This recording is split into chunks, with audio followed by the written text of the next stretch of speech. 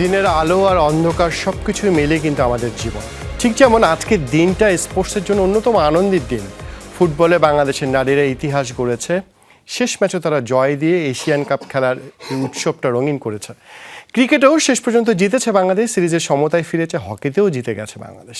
এমন দিনে অবশ্য আমরা আজ স্যাটারডে স্পোর্টসে ফুটবল, হকি কিংবা ক্রিকেট নিয়ে কথা বলছি না, কথা বলছি এমন একজন মানুষকে নিয়ে আমরা কথা বলবো, যে মানুষটা আমাদের গর্বের মানুষ, যে মানুষটা দাবার টেবিলে জীবনের শেষ নিঃশ্বাসটি ত্যাগ করেছিলেন, সেই গ্র্যান্ডমাস্টার জিয়াউর রহমানকে নিয়ে আমাদের আজকে শ্রদ্ধা।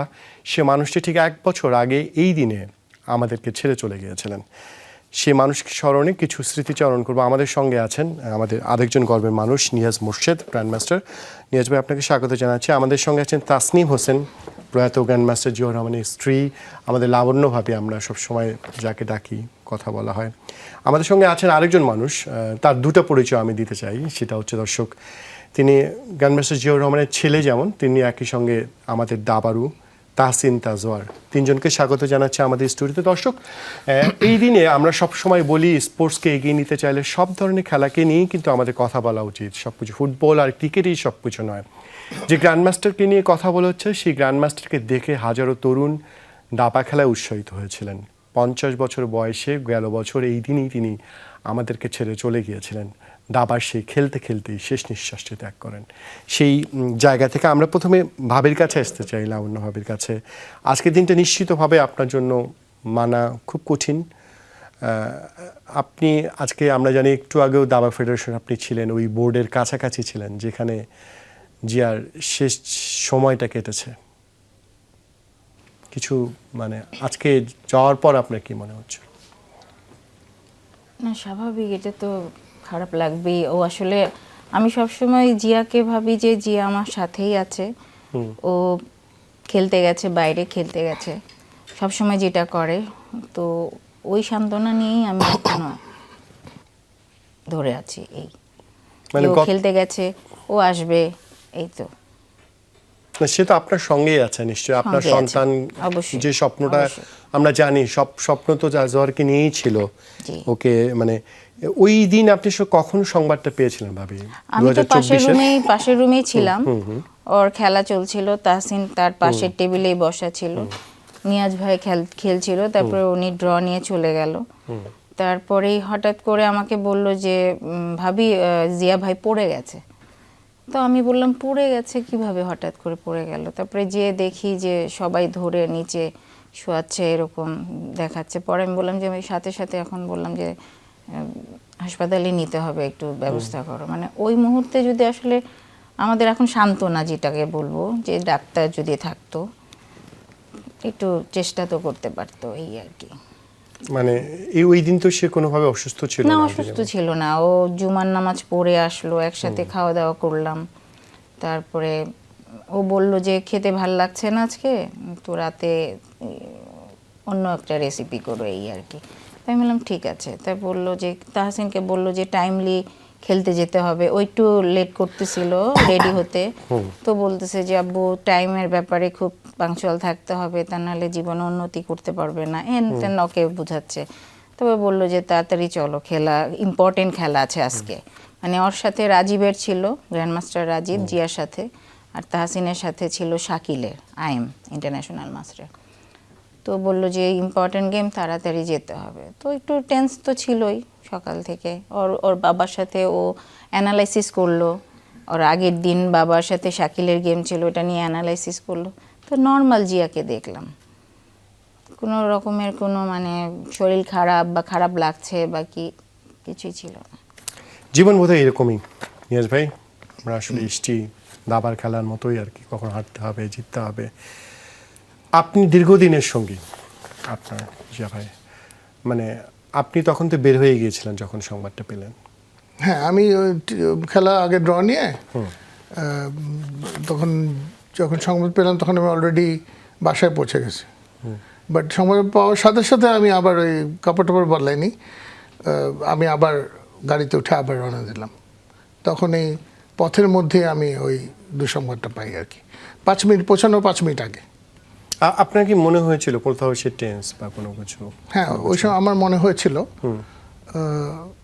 ওই স্পেশাল আমি বলছিলাম যে জিয়াকে একটু মানে অনেক চিন্তিত আর ফ্যাকাশে দেখাচ্ছিল লাস্ট 2-3 দিন।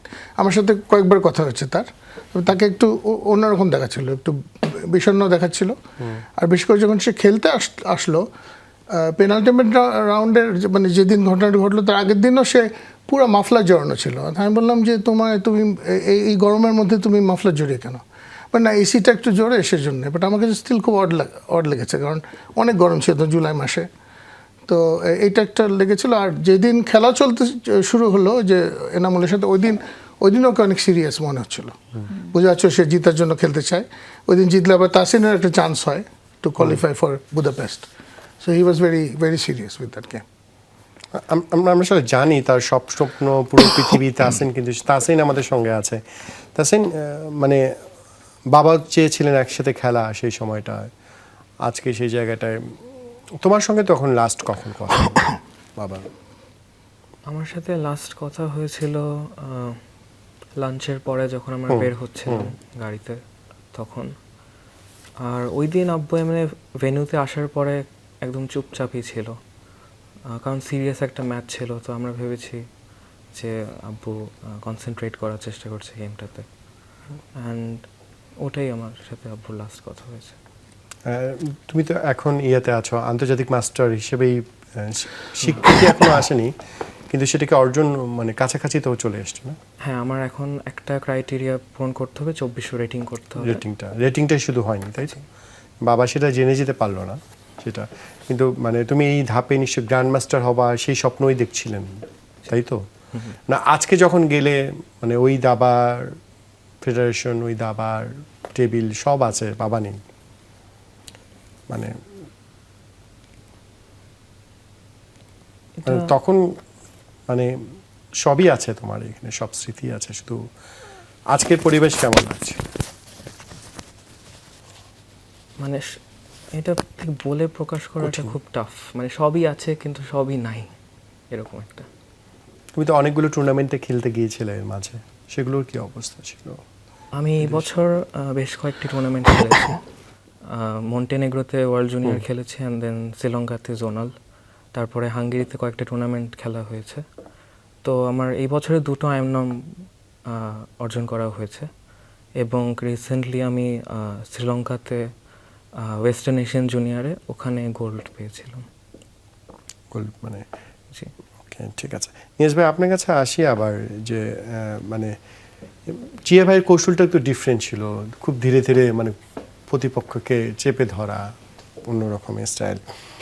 মানে জিয়া ভাই যখন 2000 পরে হলেন তিনি গ্র্যান্ড মাস্টার সব কিছু মিলে, কিন্তু ওই যে আমার যতটুকু মনে হচ্ছিল যে তিনি পেশাদারভাবে দাবাটা খেলছেন, বাকিটা আপনারা অন অফ খেলছিলেন তিনি।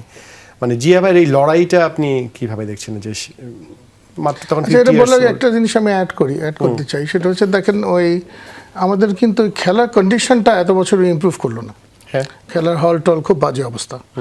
এবং এই দেখেন আপনি জানেন যে তামিম ইকবাল, ওনারও একটা ঘটনা ঘটেছিল, but he was revived because একজন ট্রেন্ড ফিজিশিয়ান অথবা ওখানে ছিলেন যে ওই আর্টিফিশিয়ালি ওনাকে বাঁচিয়ে রেখেছিল। এখানে কিন্তু জিয়ার ব্যাপারে বেলায় কিন্তু আমাদের এখানে কিন্তু কোনো ডাক্তারও নেই, কিছু নেই, প্যারামেডিক কোনো কিছু নেই এখানে। হ্যাঁ, সো এটা একটা খুব খারাপ জিনিস। এখন পর্যন্ত এটা কোনো ব্যবস্থা হয়নি, এত বড় একটা ঘটনা ঘটেছে।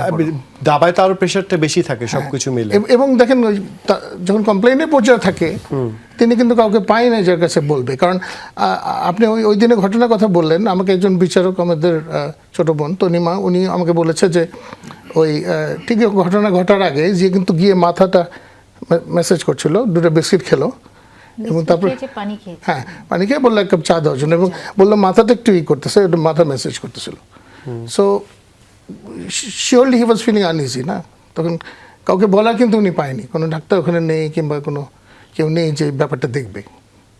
সো এটা আমি একটু দৃষ্টি আকর্ষণ করছি, যেটা এখনো বোধহয় এভাবেই চলছে। So this should change. তবে আপনারও তো নিশ্চয়ই ওই সময় মনে হচ্ছে যদি মানে এটা সবসময় মনে হয় আমার। এখন একটা বছর পেরিয়ে গেল, কিন্তু এই যে এবার জিয়ার জন্য জিএম মেমোরিয়াল আজকে থেকে একটা টুর্নামেন্ট শুরু হলো, তো আমি তাহসিনকে বলতেছিলাম যে আবার তো সেই একই টুর্নামেন্ট হচ্ছে, কিন্তু ফিজিশিয়ান বা কোনো ডাক্তার তো সাথে নাই, আবার আরেকজন যদি এরকম অসুস্থ হয়ে যায় তখন তো আরেকজনের এরকম বুক খালি হবে, তাই না?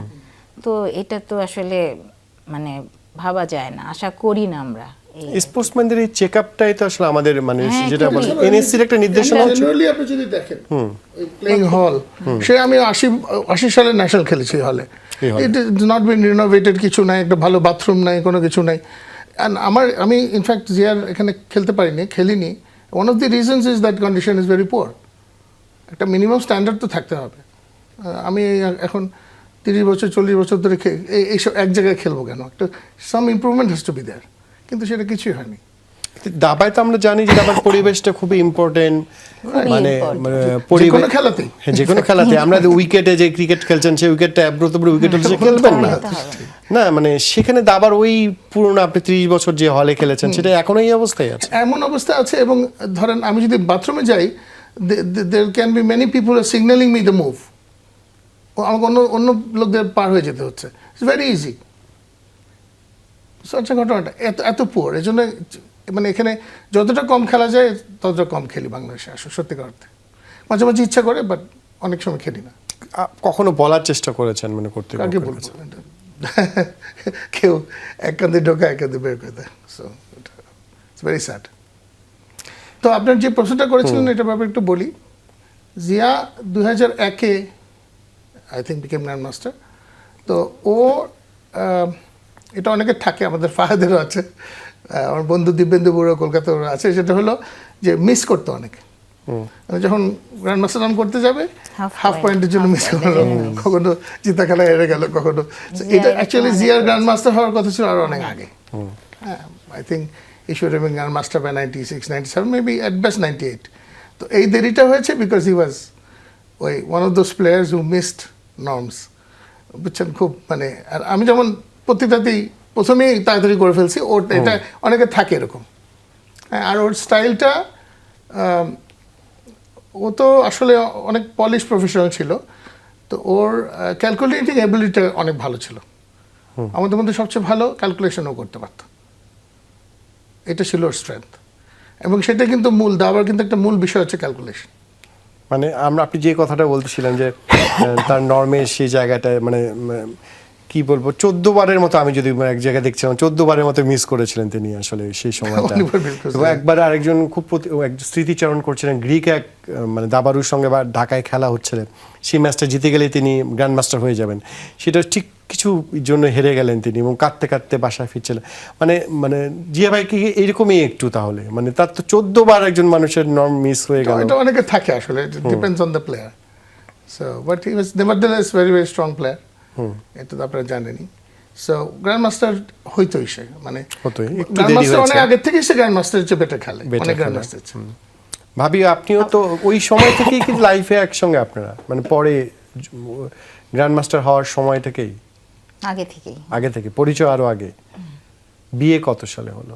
2002-এ, মানে যখন গ্র্যান্ড মাস্টার হওয়ার পরই তার হ্যাঁ, আমার বাসার কন্ডিশন ছিলই যে তুমি গ্র্যান্ড মাস্টার হবে, হ্যাঁ, দেন তারপরে তুমি। আপনি কি তখন জব করতেন? না, আমি তখন ঢাকা ইউনিভার্সিটিতে পড়ছি। তো পরে জবে ঢুকলেন? না, জবে তো আমি ঢুকিনি, না আমি বিসিএস দিয়েছিলাম। হ্যাঁ, বিসিএস দেওয়ার কথা বলছেন, হ্যাঁ, কিন্তু পরে জবে না, জয়েনই তো করলাম না। বিসিএস এ টিকেও ছিলেন? আমি যতটুকু মনে পড়ে, আমি প্রশাসনে 22তম ব্যাচে, তাই তো মনে 14তম, হ্যাঁ, মেধা তালিকায় 14তম হয়েছিলাম। মেধা তালিকায় 14তম হয়ে কেন মানে চাকরিতে গেলেন না কেন? মানে বিসিএস তো আমাদের স্বপ্ন সবার কাছে যে বিসিএস এ টিকতে হবে। আসলে সেই সময় স্বপ্ন ছিল না আসলে সবার, কারণ সেই সময়টা কিন্তু ওইরকম ভাবে সরকারি জবটা ওইরকম মানে মোটামুটি সময় কি আগের কথা, 4-5 এর দিকে কথা? 2004, হ্যাঁ, 4 সময়। তো তখন ওই যে আমার পোস্টিং ছিল ফেনীতে, তো জয়নাল হাজারি মনে হয় টাইমটা ওইখানে ছিল। তো আমার জিয়া বলতেছে যে মফস্বলে তোমার যেতে হবে, আমি থাকবো দেশের বাইরে খেলবো, তুমি থাকবে, এরকম ভাবে টিএনও, মানে ফার্স্ট তো পোস্টিং ওভাবেই। তো বলছি এটা ভালো লাগছে না, আমার এই জবটা দরকার নেই। তা আমি যখন রাজি না, তখন আমি সাথে সাথে বললাম ওকে, নো প্রবলেম, ঠিক আছে, তুমি যেটা চাচ্ছ সেটাই হবে, কিন্তু তোমার দাবাটা খুব ভালো হতে হবে, এই আর কি। তো চেষ্টা করেছিল। আসলে কি আমাদের যে সমাজ ব্যবস্থা আসলে এত চাপ, মানে পারিপার্শ্বিকতার আসলে এই আর কি, মানে অর্থনৈতিক যেটাকে বলবো, ও সেটাই আসলে সেটার মধ্যে আটকিয়ে গেল। কারণ আসলে ওই চাপটা যদি কম থাকতো তাহলে ও দেশের বাইরে যেয়ে যদি ও খেলতে পারতো, এটা যদি মানে কোনো এভাবে যদি কোনো একটা সুযোগ থাকতো, তাহলে নিয়াজ ভাইও জানে যে মানে 2500 ক্রস করে 2600-র দিকে যেতে পারতো সবাই, যেটা ইন্ডিয়া সবাই বলে যে জিয়া ভাই 2650-র মতন খেলে। জিয়া ভাই তো কিন্তু- রেটিংও সর্বোচ্চ বোধহয় আমাদের দেশে। 2570 টাচ করেছে, তো 15 বার ও ন্যাশনাল চ্যাম্পিয়ন হয়েছে, তো 5 বার ওয়ার্ল্ড কাপে খেলেছে, তো ও ডিজার্ভ করে। যে নিয়াজ ভাই সবসময় বলতো যে তুমি বাইরে খেললে অনেক রেটিংটা তোমার হয়ে যেত, কিন্তু সেই স্কোপটা তো আসলে সেভাবে হয় নাই আসলে, এই আর কি। তো ওই তো মানে প্রফেশন হিসেবে ওই তো দাবা নিয়েছে, ও তো দাবা ছাড়া আবার ওর সেই দুনিয়াতে আর profession-এর কিছুই জন্য ছিল না। আপনিও ও কিন্তু আর সবকিছু কিছু- ত্যাগ করলেন। হ্যাঁ, আমি ওর দাবাতেই দিলাম যে হ্যাঁ ঠিক আছে, এই আর সবাই বকেছে, নিয়াজ ভাইও এখনো বকে যে তুমি এইটা কি চাকরি কেউ ছাড়ে, সবাই বকে আমাকে, যাই হোক কিছু করার নেই, এই আর কি জিয়ার জন্য ব্যাস। মানে তাসিন, মানে দুইজনের কথাই অনেক কষ্টের কথা। হ্যাঁ, নিয়াজ ভাইও বলছেন যে কেন যাব, কেন খেলবো, তারপরও তুমি আবার ওই পেশা না তোমার জন্য। হ্যাঁ, নিয়াজ ভাই কিন্তু তাহসিনকে এখনো বলে পড়াশোনাতে চলে যাও, দাবাতে কিছু নাই।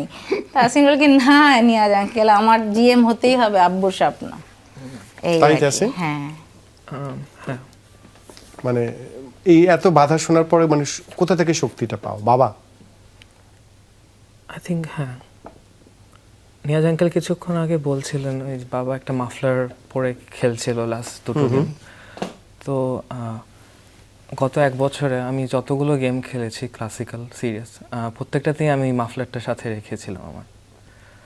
তো আই থিঙ্ক দাবা এখন আমার জন্য শুধু কেরিয়ার ঠিক না, একটা ইমোশনাল একটা লাইক অন্যরকম একটা মানে বাবাকে Connection খুঁজে আছে। পাওয়া। মানে নিয়াজ ভাই তো বলছেন যে দাবা খেলে কি হবে, তাই তো নিয়াজ ভাই? না, এটা ঠিক না। আমি মনে করি যে তাহসিনের অন্যান্য প্লেয়ারদের যে সিচুয়েশন, যেমন নীর আর ফাহাদ, ওদের মোটামুটি decided, they are not going to go for academics. But Academics. তাহসিনের সিচুয়েশনটা অনেকটা আমার মতো, he is academically also very good, তো হি হ্যাজ এ চয়েস। তো আমি জাস্ট বলছি যে ওকে ওয়াইজলি ডিসাইড করতে। হ্যাঁ, ওকে, ওর বাবার স্বপ্ন আছে গ্র্যান্ড মাস্টার, বা গ্র্যান্ড মাস্টার হয়েও তো he can do something else letter on. তো এটা যাতে সে চিন্তা ভাবনা করে ডিসিশনটা নেয়। কারণ অনেকে এরকম দেখা যাচ্ছে যে দাবাতে বেশি জোর দিয়ে তারপরে লাইফ অফ দ্য ক্যারিয়ারটা নষ্ট করছে। ক্যারিয়ারটা নষ্ট হচ্ছে। হ্যাঁ, সো ওকে একটু এটা ওয়াইজলি ডিসিশন নিতে হবে। আমরা এই বিষয়ে আরো কথা বলবো, একটু বিরতি নিই। দর্শক, কথা হচ্ছিল নিয়াজ মোর্শেদ যেটি বলছেন যে বাংলাদেশ হচ্ছে এমন একটি জায়গা, দেখেন একজন গ্র্যান্ড মাস্টার ওই কথা বলছেন যে এই দাবায় এসে আপনাকে ক্যারিয়ারের জন্য তাহসিনকে পরামর্শ দিচ্ছেন যে কোনটা বেছে নেবেন তার জীবনের জন্য।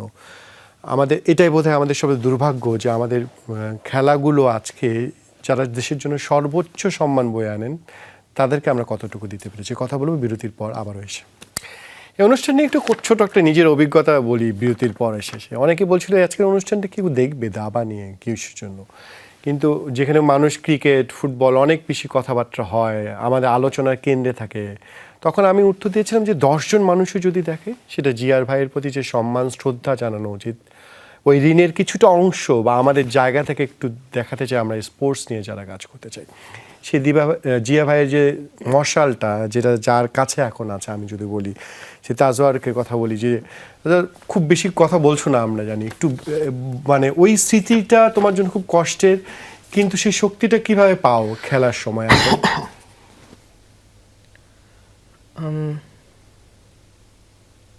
মানে তুমি তো এখন দেশের বাইরেও খেলছো, সেই জায়গাটা আসলে কেমন ইন্সপিরেশন পাও বাবার কাছ থেকে? সে তো তোমার সামনে নেই। লাইক যেই পথটা আমি হাঁটছি এখন, গ্র্যান্ড মাস্টার হওয়ার এই পথটা, তো যখন আমার গেম চলে বা টুর্নামেন্ট খেলছি, আমার এটা ভাবলে ভাল লাগে যে আমার বাবাও এই পথেই এগিয়েছে, বাবাও এই ক্যারিয়ারে ছিলেন, এবং লাইক বাবার গেমগুলো আমি দেখি খেলার আগে, অ্যান্ড বাবার কিছু রেকর্ডিংও আছে, বাবা আমাকে কিছু অ্যাডভাইস দিয়েছিল চেস রিলেটেড, তো ওগুলো আমি বারবার রিপিট করে শুনি। তো এগুলোই আমার ইন্সপিরেশন। কোন অ্যাডভাইসটা উপদেশটা সব থেকে কানে লাগে বাবা? বাবা যেরকম আমাকে বলেছিলেন যে আমাকে বলেছিলেন পেশেন্সের অনেক ইম্পর্টেন্স, যে ভালো রেজাল্ট হয়তো আসতে নাও পারে বাট চেষ্টা চালিয়ে যেতে, অ্যান্ড আরও কিছু টেকনিক্যাল আরও অ্যাডভাইস দিয়েছে চেসের, অ্যান্ড এরকম। তুমি তো বাইরে খেলছো, অনেকগুলো টুর্নামেন্টের কথা বললো, মানে কোথাও কোনো সমস্যা হচ্ছে মানে যেতে বা এরকম কিছু? মানে অনেক খরচ তো অনেক বেশি থাকে, মানে সমস্যা হচ্ছে? আমাকে যেরকম এই বছর বাংলাদেশ ক্রিকেট বোর্ড অনেক সাহায্য করেছে যাতে আমি ইউরোপে 4টা টুর্নামেন্ট খেলতে পারি, এবং আমাকে বার্জার পেইন্টসও স্পন্সর করেছে। তো ওনাদের জন্যই আমি অ্যাকচুয়ালি এই বছর প্রায় 8টা টুর্নামেন্টের মতো বিদেশে খেলতে পেরেছি। তো আমার এই নর্ম করার পিছনে তাদের অনেক বড় অবদান আছে, তো আমি তাদের কাছে অনেক কৃতজ্ঞ। নিশ্চয়ই তারা সামনেও থাকবে। মানে তুমি যখন বাইরের দেশে খেলো, তোমার মতো বয়সী যারা আসে, মানে আরও কম বয়সেও আসে, মানে তারা কীরকম ফেসিলিটিস পায় অন্য দেশগুলো? তো কথা শেয়ার হয় এমনিতে?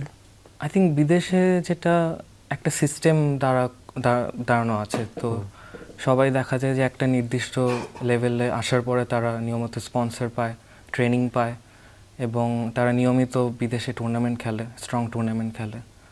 তো একটা লাইক সিস্টেম তৈরি হয়ে গিয়েছে যেটার মাধ্যমে প্লেয়ার এসেই যাচ্ছে, নতুন তৈরি হয়ে যাচ্ছে।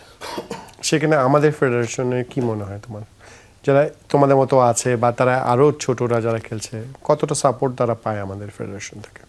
আই থিঙ্ক একজন দাবারোর লাইক সবার প্রথমে লাগবে অনেক টুর্নামেন্ট প্র্যাকটিস এবং ট্রেনিং, ভালো মাপের কোচ থেকে। তো এই দুইটা লাইক তেমনভাবে বাংলাদেশে এখনও লাইক নেই।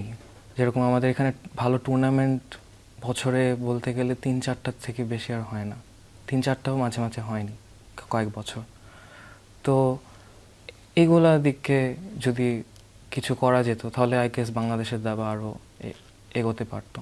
নীরজ ভাই, এই কথা তো আপনি অনেক দিন ধরেই বলছেন, মানে একটা দাবা ফেডারেশনের কাজই তো তাই ছিল। আপনার অভিভাবক বলতে মুখ ব্যথা গেছে, আর বলতে ইচ্ছা করে না। আচ্ছা, এডিশনাল একটা টেকনিক্যাল প্রবলেম এখন বলি, রিসেন্টলি এমনি তো আপনি কোনো স্পন্সর নেই, ওটা কেউ ইন্টারেস্টেড না, মিডিয়া থেকে হারিয়ে গেছে দাবা, এগুলো তো পুরনো কথা। বাট এখন আরও একটা এডিশনাল প্রবলেম আমি যেটা চোখের সামনে দেখতেছি, সেটা খুব একটা গুরুতর প্রবলেম। সেটা হচ্ছে যে যেহেতু আমি এখনও খেলার মধ্যে আছি, আই নো আমি এইসব ইয়াং প্লেয়ারদের সাথে খেলছি, রিসেন্টলি এশিয়াতে একটা জোয়ার আসছে। So Asia is the dominating factor এখন ওয়ার্ল্ডে, এবং আর কিছুদিনের মধ্যে পুরো এশিয়ান ইউনিয়ন নিয়ে নেবে এটা। ইন্ডিয়া, চায়না আগে থেকে ছিল, but India is going to be number 1, almost হয়ে গেছে। আর চায়না, তারপরে ইভেন আদার কান্ট্রি যারা আগে ছিল না, সিঙ্গাপুর, মালয়েশিয়া, এগুলি উঠে আসতেছে। এবং সেন্ট্রাল এশিয়া, উজবেকিস্তান, কাজাখস্তান প্রচণ্ড স্ট্রং। এখন রিসেন্টলি হয়েছে কি, এইসব প্লেয়াররা বিশেষ করে এই প্যান্ডেমিকের সময় একটা জনপ্রিয়তা দাবা অনেক বেড়ে গেছে, প্লাস কুইন্স গ্যাম্বিট আপনারা অনেকেই দেখেছেন সেটা। এগুলি এসে হলো কি যে একটা ইয়াং প্লেয়ারদের একটা জোয়ার এসে গেল, স্পেশালি এশিয়ায়। এশিয়ান ইয়াং প্লেয়ার্স আর সো স্ট্রং, যেই জন্য গ্র্যান্ড মাস্টার হওয়া কিন্তু এখন অনেক কমে গেছে। এটা একদম আমি লেটেস্ট খবর আপনাকে বলতেছি।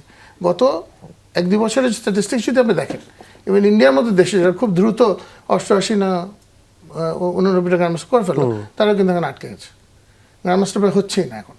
কারণ all the players have lost rating, all the players. এবং আপনি ওই একই প্লেয়ারের সাথে খেলে আপনাকে গ্র্যান্ড মাস্টার নাম করতে হচ্ছে, কিন্তু আপনাকে আরও 1-1.5 পয়েন্ট বেশি করতে হচ্ছে। সো একটা ইম্পসিবল সিচুয়েশন সৃষ্টি হয়েছে। So it is extremely difficult. তার সিনেমার মধ্যে যারা আছে ইয়াংস্টার, দে ফেসিং ডাবল ডিফিকাল্টি। 1 নম্বর স্পন্সর নেই, এয়ারফেয়ার বেড়ে গেছে, কন্ডিশনস খারাপ। 2 নম্বর হচ্ছে এই প্রবলেমটা। কারণ এখন ওদের মতো অনেক প্লেয়ার কিন্তু এশিয়ার থেকে, মানে ওরা যে ওয়ার্ল্ড জুনিয়রে খেলেছে বা অন্যখানে খেলছে, আমি দেখলাম চাইনিজ 6 প্লেয়ার, কোনোদিন নামও শুনি নাই, এত strong. So this is a big difficulty for them, I think. এখন এই 2টা অবস্টিকল পার হয়ে কীভাবে গ্র্যান্ড মাস্টার হবে, এটা তো আমার কাছে খুব ডিফিকাল্ট মনে হচ্ছে ইন দ্য নিয়ার ফিউচার। ভাবি কি সেরকম দেখছেন আপনি? তো হ্যাঁ, আসলেও ডিফিকাল্ট তো হয়ে গেছে। আর তার মধ্যে আমাদের দেশে তো ডিফিকাল্ট এরকম যে কোচের এখন খুবই সমস্যা হয়ে গেছে। এখন মানে নিয়াজ ভাই কোচ আছে, আর তো কেউ নেই। আমি আবার কাকে কোচিং না মানে কোচিং তো মনে পড়ে না, হ্যাঁ, ওটাই ফাহাদকে দিয়েছে, ওটা আগে ছিল, হ্যাঁ। কিন্তু মানে না, মানে এখন জিয়া দিত তো জিয়ার নাই, রাজীব দিত, রাজীব দেশের বাইরে চলে গেছে। তো এখন তো জিএমই নাই, রাকিব খেলা ছেড়ে দিয়েছে, রিফাত ভাই তার জবে ব্যস্ত, শুধু এখন আমরা সবাই ধরতেছি নিয়াজ ভাইকে। তো নিয়াজ ভাই না, আমাকে অ্যাকচুয়ালি কখনো কোচিং দিতে ডাকা হয়নি কোথাও। কিন্তু আমাকে কোথাও এমনি ডাকা হয়নি। ফেডারেশনের যে ফেডারেশন আমাকে পছন্দ করে না, বিকজ আমি তাদের দুর্বলতার কথা প্রথম বলি। সো দ্যাটস ওয়াই আমি সবসময় আনপপুলার ছিলাম, and I was never favourite as a coach. So আপনি যদি আমাকে বলেন যে আপনি কোথায় কোচিং দিয়েছেন, আমি কিন্তু আই ক্যানট, বিদেশে দু একটু বলতে পারবো, হ্যাঁ, বিদেশে। দেশে বলতে পারবো না।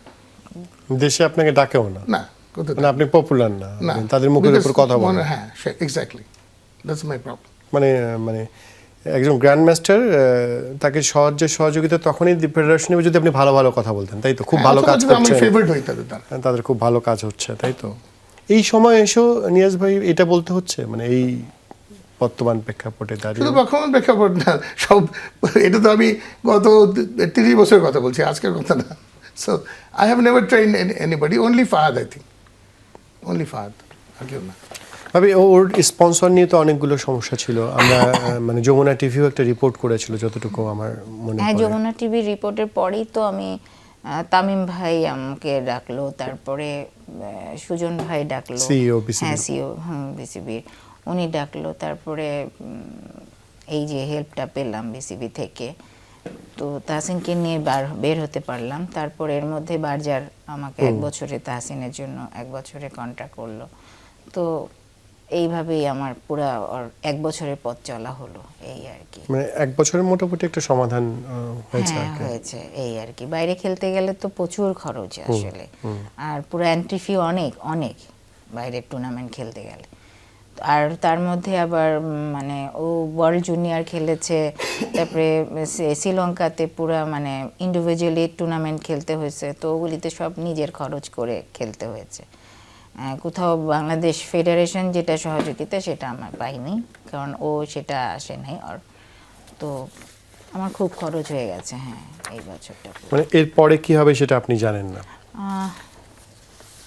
জানি না, মানে এখন তো আর পড়াশোনা, এখন ও সামনে অক্টোবরে এএস দিবে, তো তারপরে আবার খেলা শুরু করবে A2 দেওয়ার পরে, তো তখন স্পন্সর লাগবে অবশ্যই। তাছাড়া এটুর পরে তুমি কি প্ল্যান করেছো? আমি এখন অক্টোবরে এএস লেভেল দিচ্ছি, তারপরে আই গেস আমি 3-4 মাস আবার দাবাতে হালকা পাতলা কিছু টুর্নামেন্ট খেলবো, অ্যান্ড দেন মে মাসে আমার A2 হবে প্রবাবলি। তারপরে তেমন কিছু প্ল্যান করিনি, বাট যদি বিদেশে কোনো স্কলারশিপের কোনো অপরচুনিটি থাকে তাহলে আমি ওটাতে মানে অ্যাপ্লাই করব। উচ্চ শিক্ষাটার মানে কোনো পথ তৈরি ভেবেছে যে ওইভাবে পড়াশোনা করতে চাও, ওই সাবজেক্ট বা ওইরকম আমি কিছু? যেরকম সায়েন্স নিয়েছি, ফিজিক্স অ্যান্ড ম্যাথস, তো ওটার রিলেটেডই আমি থাকবো। এমনিতে পড়াশোনা করতে তো কোনো সমস্যা এখন আপাতত হচ্ছে না, সবকিছু ভালো। স্কুল থেকে কি হেল্প পাওয়া যায়, মানে সহযোগিতা করে স্কুল থেকে? আমার স্কুল আমাকে অনেক ওকে প্রচুর হেল্প করেছে। ও সেন্ট জোসেফে আছে, নিয়াজ ভাইও স্কুলে পড়েছে, জিয়াও পড়েছিল, রিফাত ভাইও পড়েছে, তো তাহসিন এখন পড়ছে, তো প্রচুর হেল্প করেছে। ব্রাদাররা সবাই খুব হেল্পফুল, এই আর কি। তাদের কাছে আমি চেস অবশ্যই, রিলেটেডও কিছু, হ্যাঁ, চেস ক্লাব হয়েছে, আর স্কলারশিপ বাইরে, আছে, আছে যেটা ইউ ক্যান ট্রাই ফর, হ্যাঁ, বাইরে, বাইরে। মানে আগে এগুলো ছিল হায়ার না, স্ট্র্যাটেজির জন্য। Higher আগে ছিল না, studies হ্যাঁ, এর জন্য, দ্যাট হ্যাঁ। রিলেটেড, মানে Related। Combined with chess. মানে এটা পড়াশোনার ছিল না। সাথে USA তে সাথে, এরকম হ্যাঁ, USA তে থাকার কথা, হ্যাঁ। ইউএসএ তে পড়াশোনার সাথে সাথে মানে অনেক ক্ষেত্রে এক্সট্রা কিছু কারিকুলামে খুব প্রায়োরিটিও পায়। আমি জি, জি, আমেরিকাতে জি। পড়েছি, ইউনিভার্সিটি পেনসিলভেনিয়া। আমার সময় কিন্তু এরকম ছিল না, এখন এটা হয়েছে রিসেন্টলি। রিসেন্ট না, বেশ কিছু বছর maybe না, 10 যে years, সুশান, maybe হ্যাঁ 10 হ্যাঁ, years. সুশান বলগার আছে। মানে তোমার নিশ্চয়ই অপরচুনিটি নিশ্চয়ই গ্র্যাব করার চেষ্টা করবে যে হ্যাঁ, আমি এরকম আমার স্কলারশিপ যদি পড়াশোনা পাওয়া যায়। চালিয়ে যাবো, একাডেমিক্স ছাড়া যাবে না, বাট এটার পাশাপাশি আমি দাবাতেও অনেক চেষ্টা করব। কিন্তু নিয়াজ ভাই, মানে যেটা বুঝলো আপনি এত বড় গ্র্যান্ড মাস্টার হয়েছেন, দেশ, আমি জানি আপনার অনেক ক্ষোভ থাকবে, কষ্ট থাকবে, আমাদের গণমাধ্যমের উপরও থাকবে। একটা সময় তো অন্তত ছিলেন পাতায় কিছুটা অংশ, টিভিতে, সেটা তো হারিয়ে গেছে বললেন, দায় আমি নিচ্ছি, কিন্তু আপনাকে আমরা কেন ফেডারেশনে পাই না? পান নাই, একটা নিয়ম আছে যে আপনি জানেন না নাকি আপনাকে নেয় না? অ্যাক্টিভ প্লেয়ার ফেডারেশন থাকতে পারবে না, একটা নিয়ম আছে। বাট ওই হ্যাভিং সেড দ্যাট, অনেক অ্যাক্টিভ প্লেয়ার, মানে যে নিয়ম আছে সেই নিয়ম ভেঙে অনেক অ্যাক্টিভ প্লেয়ার আছে এখনো, মানে অথবা ছিল। বাট কথা হচ্ছে যে সেটা না, ওই যে কারণে আমি কোচিং করি না, অনেকটা সেই ধরনের বলতে পারেন। সো আমার মনে হয় যে আমি থাকলে অসুবিধা হয় আর কি। আমি যে ফেডারেশনে থাকা মানে যে সভাপতি সাধারণ সম্পাদক হতে হবে সেরকম না, কেউ চালাক, কেউ যদি চালাতে পারে, কিন্তু আপনাকে কাজে লাগানোর ওই যে বিষয়টা, যে সেটা আমাকে মনে হয় প্রথম চিন্তা করা হচ্ছিল কোচ হিসেবে কাজে লাগানোর জন্য, যেটা আমাকে কখনো করা হয়নি, নট অ্যাজ আ ফেডারেশন। আর আমার অ্যাকচুয়ালি আমি দাবা কখনো ফেডারেশনের মেম্বার হবো, ফেডারেশন কিছু হব এই জন্য আমি দাবা খেলিনি, দাবায় আসিনি। আমার কাছে এটা ভালো লাগে না অ্যাকচুয়ালি, সত্যিকার অর্থে। আমরা তরুণ প্রজন্মের প্রতি দায়বদ্ধতাও তো আছে। না সেটা না, I don't like to be a কর্মকর্তা হিসেবে থাকতে চাই না। আমি যে কোচ হিসেবে থাকতে চাই, I will be happier. Coach হিসেবেই যদি বলি, সেই জায়গায় তো আপনার তো দেয়ার আছে অনেক কিছু। সেটা হ্যাঁ, বাট ইউ হ্যাভ টু সেরকম ব্যবস্থা আপনাকে করতে হবে, তাই না? আপনাকে সেরকম পারিশ্রমিক দিতে হবে, সেরকম সম্মান দিতে হবে। হ্যাঁ, তো আপনি যদি বাংলাদেশে তো সেই সেটা না দেন তাহলে আমি ওইটা করবো না। জিয়া তো বাধ্য হয়ে ও বাইরে অনেক কোচিং করেছে, কারণ ও তো মানে ফুললি আসলে জিয়া ছিল হচ্ছে পুরো প্রফেশনাল চেস প্লেয়ার। তো ওকে এই জন্য কোচিং ক্ষেত্রে ওকে বাইরেই কোচিং করতে হয়েছে বেশি। বাংলাদেশে ওরকম জিয়া বাংলাদেশে আমার চেয়ে বেশি করছে, কিন্তু তারপরেও খুব বেশি না, কিন্তু কিছু না। হ্যাঁ, সেই তুলনায় কিছুই না। আমাদের মানে চেজের মধ্যে তো একটা অংশ আছে, কেউ প্রফেশনালি খেলে, কেউ অ্যামেচারও খেলে, আর জিয়া ভাইয়ের ক্ষেত্রে তো পুরো প্রফেশনালি, পুরো ফুল কনসেন্ট্রেশন, জীবন সংসার, ভাবি চাকরি বাদ দিয়ে দিলেন চেসটার জন্য, এত কিছু। সেই চেস থেকে মানে হিসাব নিকাশ আলাদা বিষয়, ভালোবাসা, প্রেম সেই দাবার সঙ্গে, কিন্তু কি পেলো সেই হিসাবটা যদি করা হয় মানে সেখানে নিয়াজ ভাই কিছু না। না, ইটস ভেরি পুয়ার। সেটাই, আপনি তো অ্যাকচুয়ালি পরবর্তী প্রজন্ম কি দেখে আসবে? দেখবে যে আপনি যারা নাম করা, যারা খেলেছে তারা কি পেল, সেটা যদি না হয় ওয়াই শুড দে কাম, তাই না? আপনি ক্রিকেটারদের দেখেন যারা সফল, তারা খুবই সচ্ছল সবাই, এবং বাংলাদেশের মানে দেখেন একই প্রেক্ষাপটে খেলোয়াড়, হ্যাঁ। তারাও খেলোয়াড়, নিয়াজ ভাইরাও খেলোয়াড়, জিয়ারাও খেলোয়াড়, দাবায় গ্র্যান্ড মাস্টার মানে বাংলাদেশে 5 জন গ্র্যান্ড মাস্টার, মানে পৃথিবীতেই কিন্তু গ্র্যান্ড মাস্টার মাত্র কয়েকজন, নিয়াজ ভাই ভালো জানে। তো ওই গ্র্যান্ড মাস্টার হতে হলে তো অনেক কষ্ট করে বের হয়। মানে সবাই বলে, বাইরের কান্ট্রিরাও বলে যে ডাক্তার ইঞ্জিনিয়ার করা কিন্তু একটা লাইনে আপনি পড়ছেন, চলে যাবেন, ডাক্তার ইঞ্জিনিয়ার হয়ে গেলেন, কিন্তু অ্যাজ এ গ্র্যান্ড মাস্টার মানে চেসের যে গ্র্যান্ড মাস্টার, এটা হতে অসম্ভব কষ্ট করতে হয়। এটা একটা মানে কি বলবো, শুধু সম্পূর্ণ তো মানে আপনাকে শিখাই দিলাম হয়ে গেল, এটা তো হবে না। তার মাথা থাকতে হবে, তার পেশেন্স থাকতে হবে, সব কিছুই। তো বাংলাদেশের মানে ক্ষেত্রে 5 জন মাত্র গ্র্যান্ড মাস্টার, তাদেরকে সেইভাবে মূল্যায়ন আমার তো মনে হয় না কিছু হয়েছে। আপনাকে তো কথা দিয়েছিল ফেডারেশন। হ্যাঁ, আমাকে তো ফেডারেশন বলেছিল, ফেডারেশনের বাইরেও বলেছিল অনেকে যে এরকম সাপোর্টটা করবে আমাকে, যে যেহেতু জিয়া আসলে দাবা ছাড়া আসলে ওর কোনো কিছুই করেনি, ও দাবাই ওর সব কিছু ধ্যান জ্ঞান। আর তার মধ্যে আবার ও সবসময় নিয়াজ ভাই জানে যে তাহসিন ছোট থেকেই, আমি আর তাহসিন ওর প্রত্যেকটা টুর্নামেন্টে যাই, তাই না নিয়াজ ভাই? প্রত্যেকটা, ও মানে একটাই গেছে মানে কিছুদিন আগেও মারা যাওয়ার গত বছরের আগে চায়নাতে গেছে ওনারা, এটা এশিয়ান মনে হয় না, এশিয়ান গেমসে। তো জিয়া ভালো রেজাল্ট করতে পারেনি। তো নিয়াজ ভাই জিজ্ঞেস করছে, জিয়া তোমার কি হলো?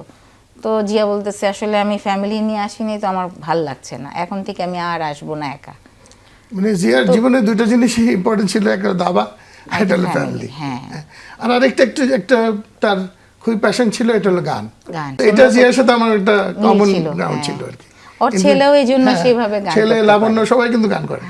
আমরা যখনই একত্র হই আমরা কিন্তু এখনো মিউজিক শেয়ার করি। তাহলে আমরা আজকে মিউজিক শেয়ার করবেন আপনারা শেষে, আজকে জিয়া ভাই স্মরণই করবো আমরা, অনুষ্ঠান শেষ করবো অবশ্য, যখন করবো তখন আপনারা প্ল্যান করবেন একটা যদি করেন। তাহসিনের গলা খুব ভালো, আপনি ওকে বলেন গাইতে, ওর গলা অনেক সুর। আমি একটু বিরতি নিচ্ছি সুবিধার জন্য, বাবার জন্যই করবো আমরা সব কিছু। হ্যাঁ ঠিক আছে, বিরতি নিচ্ছি একটা। দর্শক ছোট্ট একটা বিরতি নিচ্ছি, আমরা কথা বলছিলাম জিয়াউর রহমান গ্র্যান্ড মাস্টার দাবা নিয়ে। এই প্রজন্ম অনেকেই হয়তো বা সে নামটাও শোনেননি, কিন্তু শুনতে তো হবে যদি আপনি স্পোর্টসকে এগিয়ে নিতে চান, সম্মান জানাতেও জানতে হবে, সেটাও একটা সংস্কৃতি। বিরতি নিচ্ছি ছোট্ট একটা, ফিরছি একটু পরে। তারপর তিনি গ্র্যান্ড মাস্টারটা হয়েছিলেন সে মানুষের। তিনি তার ছেলেকে শিখিয়েছেন জীবনে ধৈর্যই সব কিছু। তুমি হয়তো বা পাবে না, কিন্তু তোমার প্রসেসটা ঠিক রাখতে হবে লাইফে, এটাও শেখার। তাজরের কাছে আসবো। নিয়াজ ভাই, আমরা শেষ সময়ে আছি আসলে, যেটা বলছিলেন অনেক সমস্যা, অনেক কিছু, তারপরেও তো তরুণদেরকে আপনি বলবেন দাবায় আসতে, তাই না? হ্যাঁ, তা তো বলবে অবশ্যই। আমরা কিন্তু ছোটবেলায় ভাবতাম যে দাবা খেলতে পারে আমার বন্ধুদের মধ্যে, ও খুব বুদ্ধিমান, সেটা একটা বিরাট দিক, কারণ দাবাটা কিন্তু শুধু সবাই তো ক্যাসপারভ হওয়ার জন্য দাবা খেলে না, এটা আরো অনেক অনেক দিক আছে। এটা মানুষ আমাদেরকে ধৈর্য শেখায়, ফোর থট শেখায়, পেশেন্ট শেখায়, যেটা ফোর্থ থট মানে ফোর থট মানে চাল দিয়ে তো ফেরত দিতে পারবেন না, ভেবে চিন্তা দিতে হবে। জীবনটা তো এরকমই, so it's like a training, তাই না? জীবন একটা ট্রেনিং। তো দাবার এই যে জিনিসটা আছে, এবং যারা দেখা যায় যে যারা দাবা ভালো করে প্রফেশনালি না, এমনিও ভালো প্লেয়ার, রেটিং হয়তো পাইলো কিংবা ভালো খেলে দাবা স্কুলে কলেজে, তারা পরবর্তী পর্যায়েও তারা কিন্তু সফলতা অর্জন করে। এখন আমি অনেক দেখেছি, কারণ এটা একটা আপনার মেধা, মনন, এটার পরিচয় দাবাটা। সো আমার মনে হয় it's a wonderful thing to teach young people. আপনি আসতে বলবেন দাবায় খেলুক। হ্যাঁ, অবশ্যই। ভাবি, আপনার জীবনেও কি ওই মানে জিয়া ভাই চলে গেছেন, এটা আপনার জীবনের বাস্তব, কঠিনতম বাস্তব, কিন্তু ওই যে এটা কি শিখেছে, মানে ওই যে শেখা লাইফে জীবনে ধৈর্য ধরা, যে কঠিন সময় আপনি গত একটা বছর পার করেছেন, সেটা কাজে দিয়েছে, মানে ধৈর্যের শিক্ষাটা? অসম্ভবভাবে কাজে দিয়েছে, কারণ আমি আসলে সবাই জানে যে আমি পুরা জিয়ার উপরে কিন্তু পুরা ডিপেন্ডেন্ট। মানে ডিপেন্ডেন্ট বলতে কি, মানে ও সাথে আমি সব ব্যাপারে, সব কাজে, মানে সব কাজে বলেন, সবখানে বলেন, মানে যাওয়া আসা করেছি। তো আসলে ও ছাড়া মানে আমি চলতে পারবো এটা আমি মানে বিলিভই করতে পারি না, পারি নাই। হ্যাঁ, তো একটা বছর হয়ে গেল ওকে ছাড়া আমার চলতে হয়েছে, ওকে নিয়ে, আমার ছেলেটাকে নিয়ে। তো এটাই তো আসলে ও আমাকে শিখিয়েছে মনে হয়, এর থেকে তো আর বড় কিছু হতে পারে না।